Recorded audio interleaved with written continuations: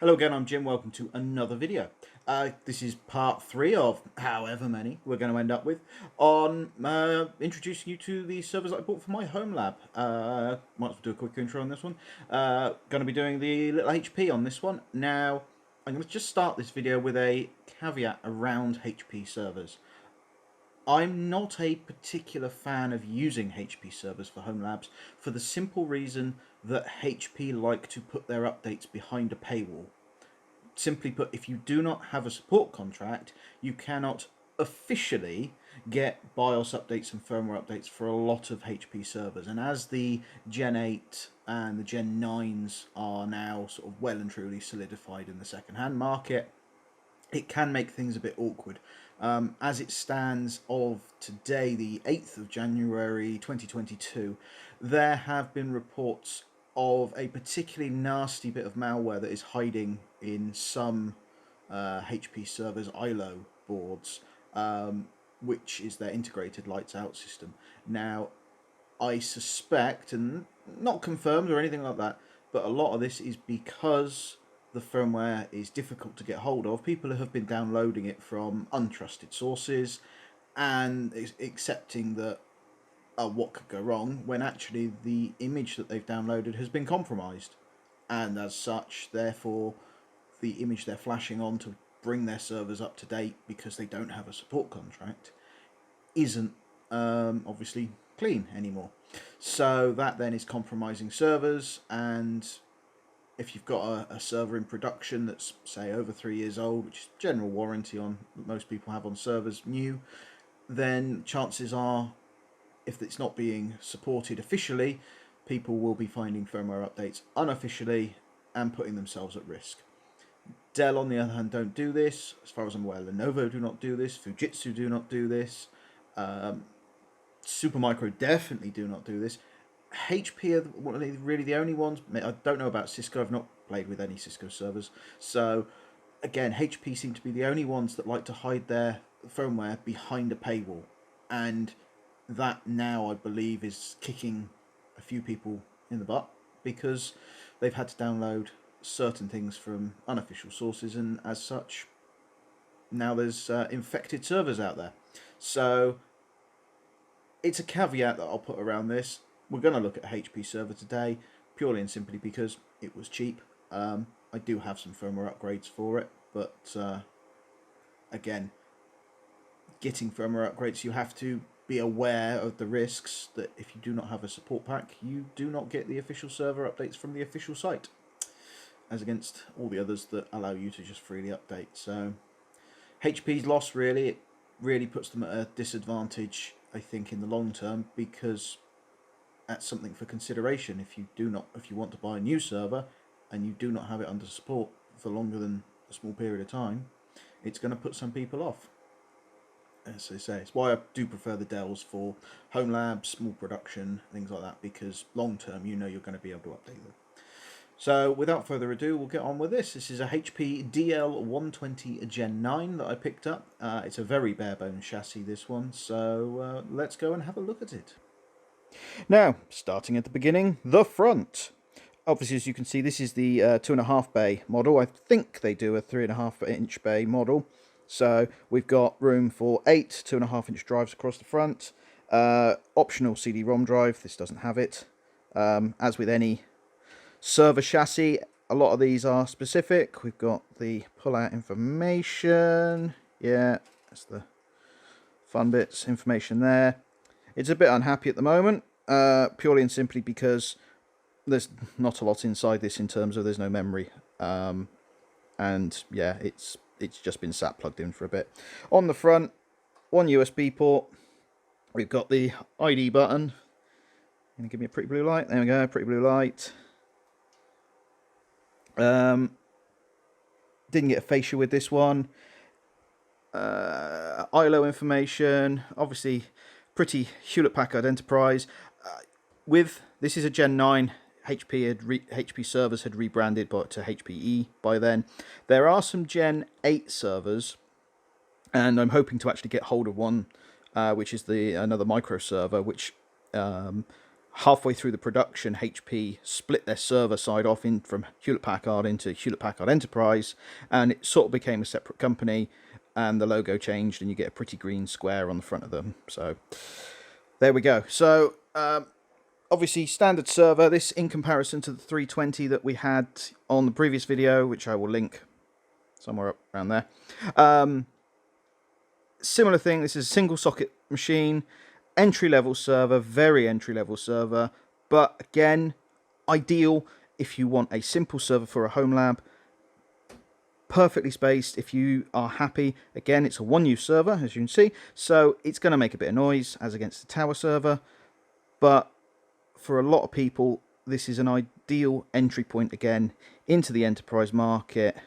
Bit newer. This is the Haswell Broadwell generation of Xeon, as against like the Dell, the R420, which was the Sandy Bridge, Ivy Bridge generation. So newer CPUs in this, bit more power efficient. Although interestingly, just to show you this, plugged in at idle, we are using 9.7 watts or 9.3. So again, with this off, nothing going on, to run the baseboard management controller in this takes nearly 10 watts.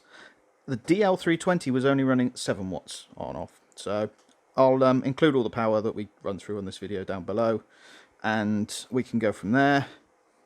Let's go around the back.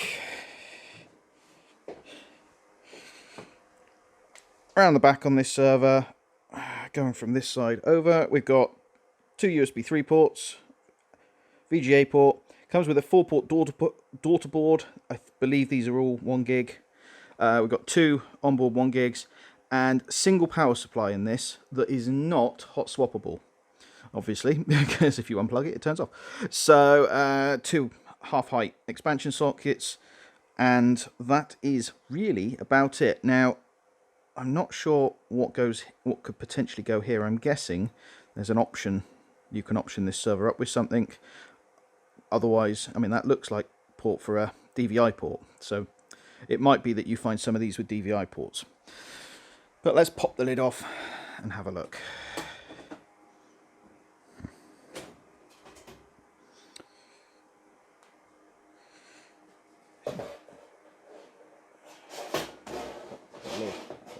Out the way.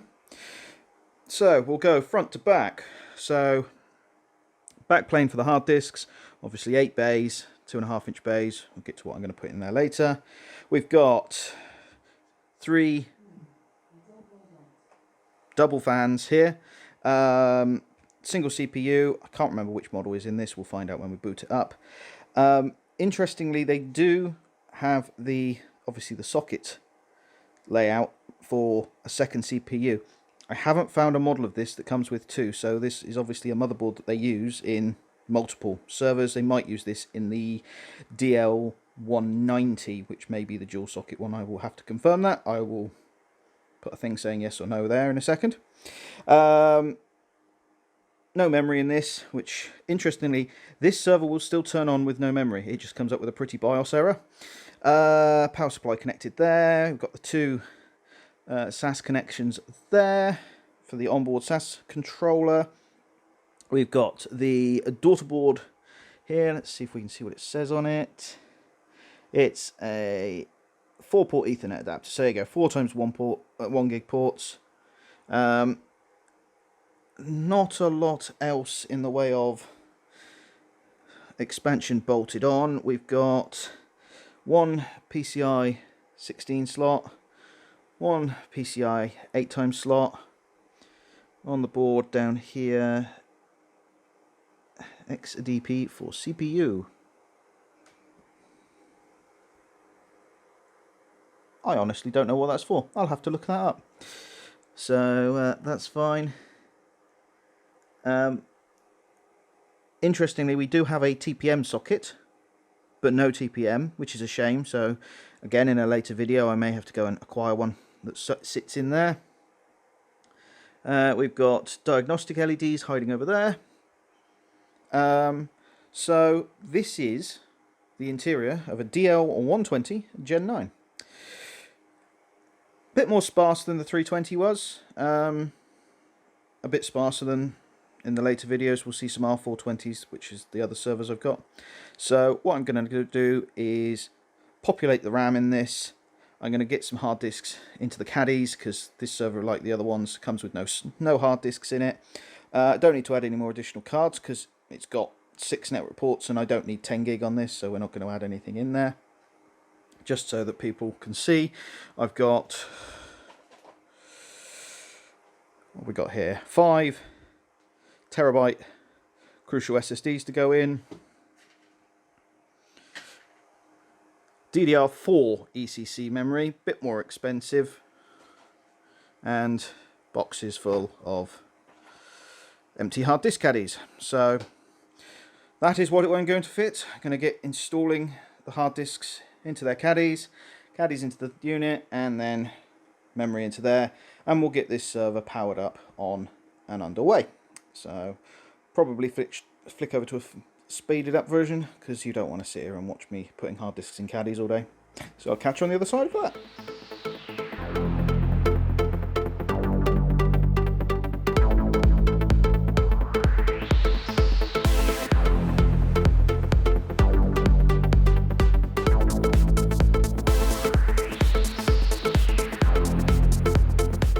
Now, something to be noted here, when installing memory in a HP server, HP designate that you have to install it in basically alphabetical order. So A, B, C, D, E, F, G, H. So that is the order you have to install memory in. I only have 4 sticks of memory, so A, B, C, and D will be filled up. Now, hard disks in, memory in, case lid back on. We have a red warning light. Don't know what that's going to present when we get to it. An amber power light. Not turned this on since all that's gone in, so this is first boot, and we'll see what we get on the screen.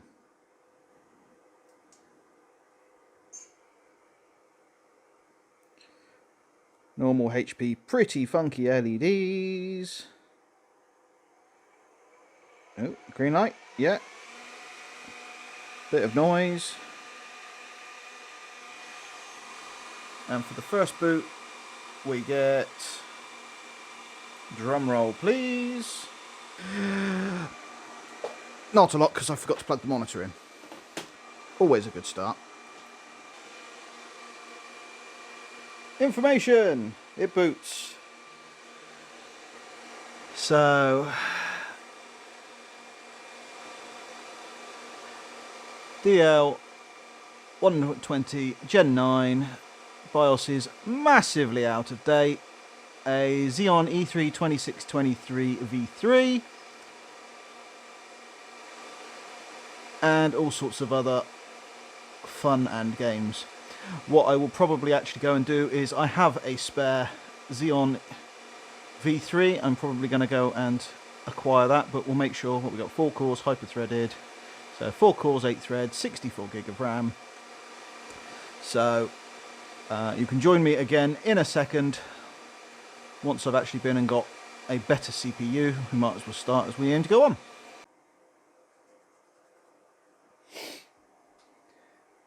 Well, we're back. Obviously, as you can see, lid's now back off. I actually have sat lying around, as you do, a nice, I can get an E3 2650 V3. This came out of my dual Xeon workshop machine that I'm using as my main machine. It's what I do all my editing on.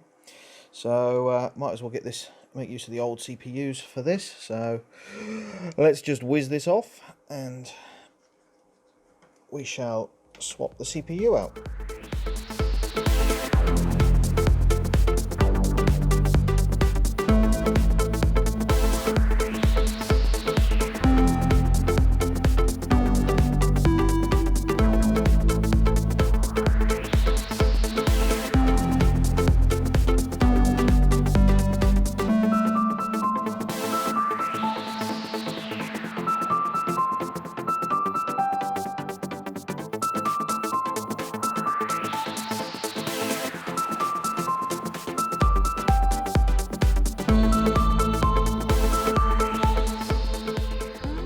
Okay, I've no idea if this CPU is actually going to work or not, so let's find out. Well, it turns on, that's a good start.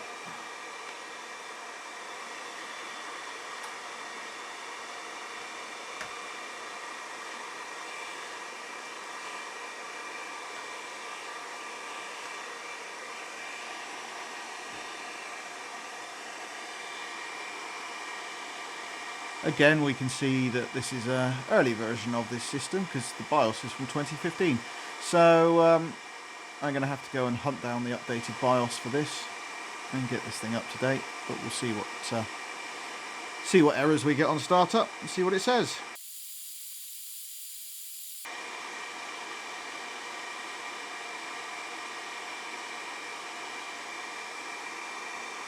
So, E3 2650 V3 2.3, 10 cores, hyper-threaded, 64 gig of RAM. Let's see if we can get into the intelligent provisioning side. While that's doing that, I'm going to plug a network card in.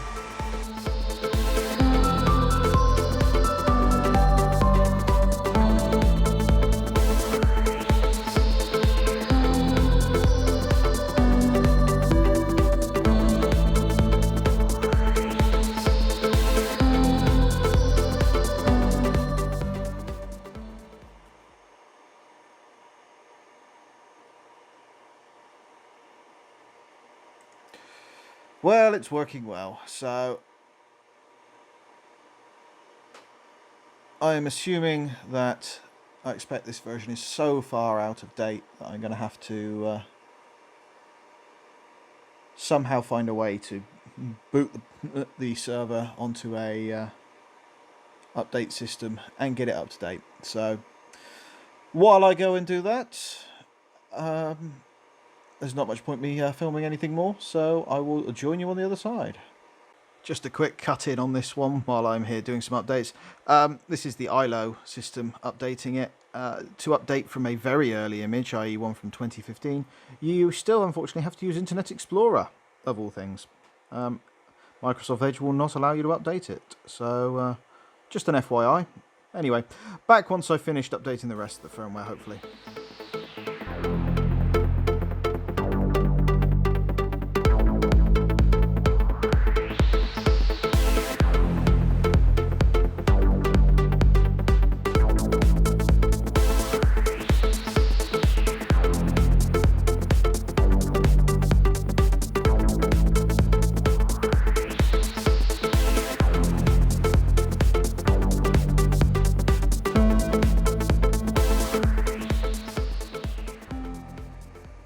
Okay, we're back after some fighting with this thing to get some firmware updates and some more firmware updates and some more firmware updates on it.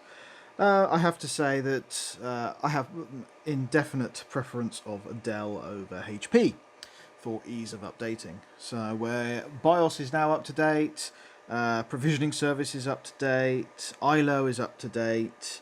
I can't use the provisioning service to update anything because it doesn't appear to work, but I don't need to anyway.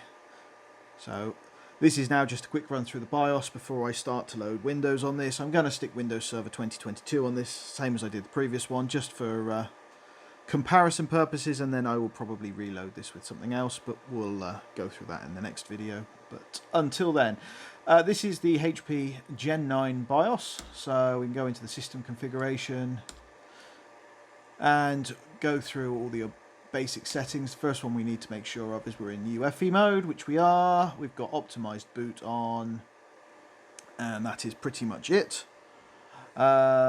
System options wise, we can have a look at the processor options, which we have three options, which is hyper-threading, core disabling, and X2 APIC support, which is all on by default. We have been in here just while I was updating things. I've turned on the dynamic smart array for RAID, which will go and set the array up shortly. But this is the onboard B140 controller. What I will probably do is acquire a P440 RAID SAS controller, and we'll go through that in another video, get this thing up to date with a faster controller, but this one will do for the time being. Virtualization we want on, because obviously, why wouldn't we? Boot time optimizations. Well, we don't want the extended memory test. We've got advanced ECC support because we've got ECC memory in here. Storage options, obviously, not a lot really in there for the moment because we don't have any embedded storage, and there's no PCIe system, and there's no fiber channel on this at the moment. Again, something I might look into in the future. Power management, we can go for a balance of power and performance.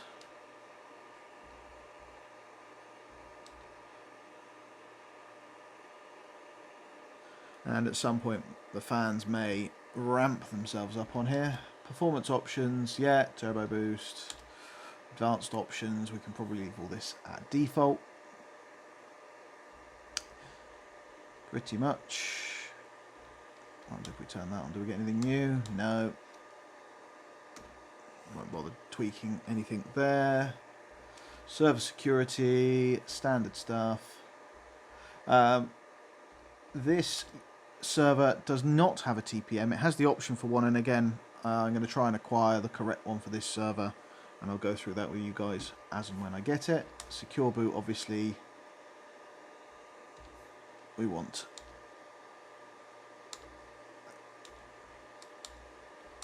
ideally to be on. Check everything there. Reset everything to default.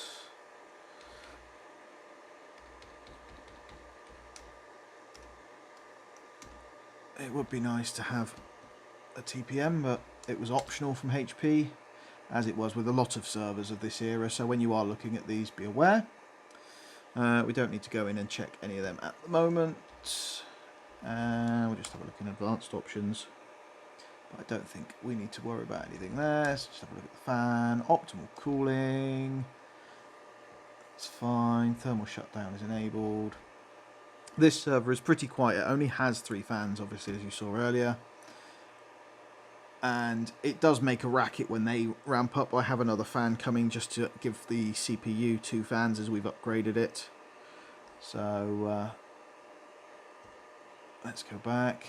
And while we're here, let's go and configure the RAID array.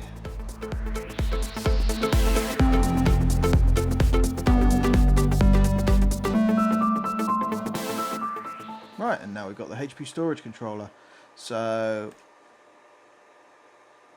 actually very simple software to use. We want to configure an array.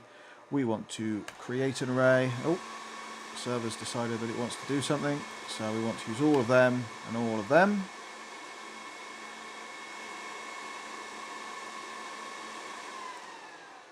And we're going to go with RAID 5, standard 64K stripe. We're going to have 3.6 terabytes. We'll turn caching on for the time being.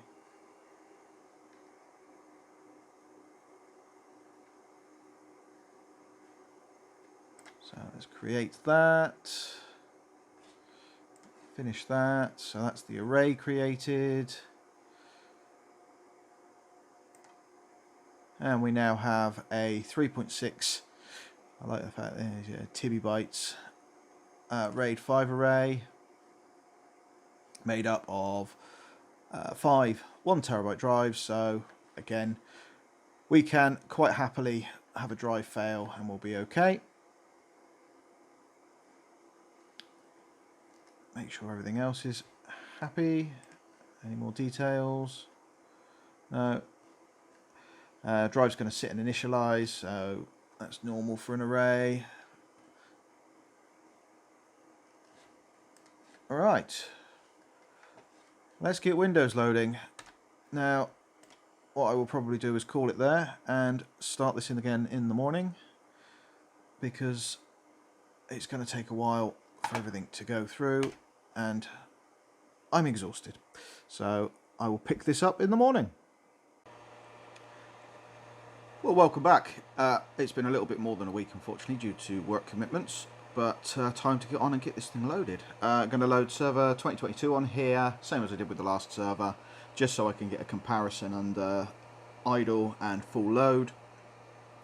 to see what the power usage is and get a bit of performance on this server as it is, which is, I think, going to be significantly higher than the other server, and that's probably where we'll get to. So let's get server loading on here, and I will fast forward through this, but join me at the other end when I get some benchmarking power usage.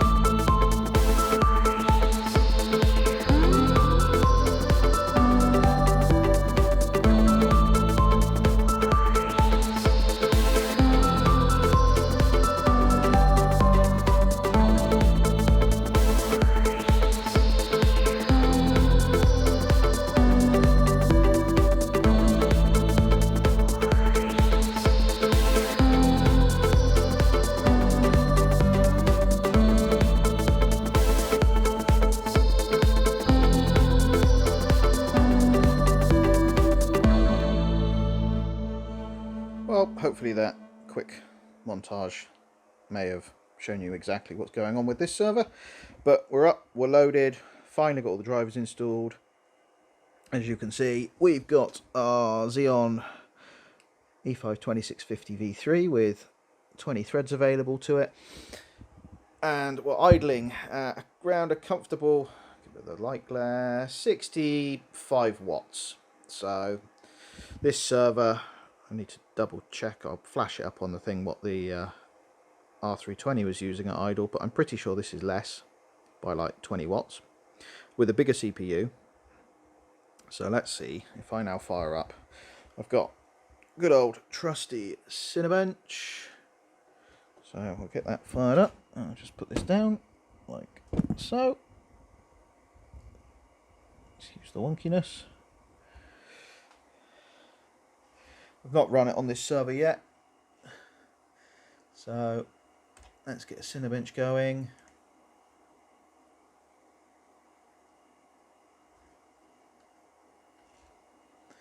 And we should see everything ramp up to 100%. There we go. Boosting up to 2.6. So these aren't the fastest process CPUs. And I'll just grab you, and at full chat we are at 157, 156, 157, 160, so around 160 odd watts. We're getting a bit of fan noise now, there we go.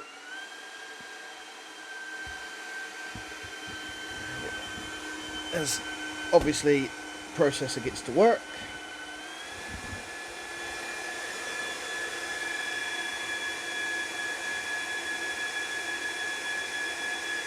So let's see what score we get.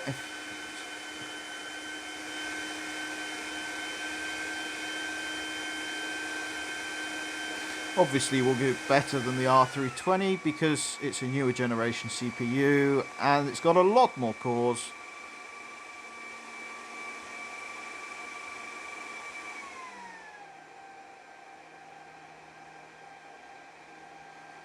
There we go, it's cooled itself down enough that it's able to keep up. Cycle the fans up and down a little bit.